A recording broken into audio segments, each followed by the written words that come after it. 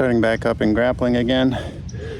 And we're doing our bridging and making sure that's in play. We got to warm up all the muscles. It's a cool day. It's, what was it? In the 50s. In the 50s. So definitely have to make sure that the muscles are warmed up before we do any of our high intensity work. But that's the start. Just straight up knee on chest, control for punching, that sort of thing. So all we're doing is a lot of straight up, nice and relaxing from the ground position. This helps train them both. So, and Ninja's gotta bring her hip forward on that full extension. There we go. And that way, and underneath is getting a good stomach massage. There we go. 10 on one side, 10 on the other. After a bunch of bridging, we do about 80 bridge over partials, that sort of thing. Basically, we're working from somebody who's trying to take us down, that sort of thing. And I'm keeping control here. I'm keeping this in control, keeping my head out of the way for punches and that sort of thing. So this is basically just about securing something.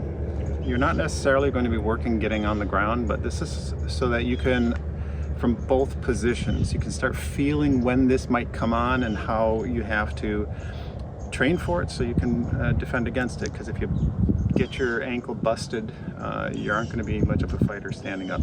Through this, all I'm going to do is find one path through, and that's just a few things are going on at the same time. So as I come through here, when I'm about to set this up, I'm pulling this up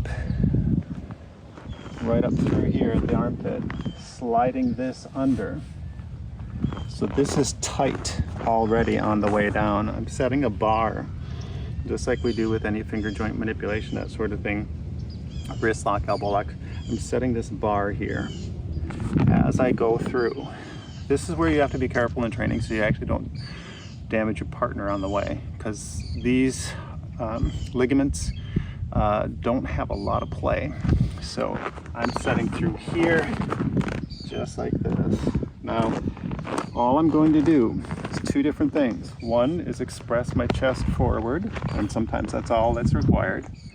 So expressing my chest and bringing my shoulder back. That's it. I don't have to force this. I don't have to do anything else. Just that simple expression. And it gets a nice tap from my partner. This is tight from capture to application and expression. There's no looseness anywhere along the way. When I get through here, it's right there. That, from that point on, is going to be as tight as I need it. If it's too low, she won't feel that. If it's too high, it may slip out. So you got to get that Goldilocks zone in that location. Here, I'm keeping my foot on the inside curvature to keep the leg trapped, and that allows me a little bit of control and freedom of movement. Control in that if I need to go out here, I can still hook this leg, I can back swing it, I can start working compression on that leg if I need to, just like that. So that's always there. So we tend to do things where we're breaking, tearing defensively. So we're in here, boom, again. Be careful with your partner. Take your time on this, and on the receiving end, on her end, she cannot be brave and I can take this, because you'll hear a pop, then you'll say ouch. That's how little information pain-wise this gives you. So you have to be very sensitive just to pressure. This after image, this is like the end position where you've got it and you're bridging.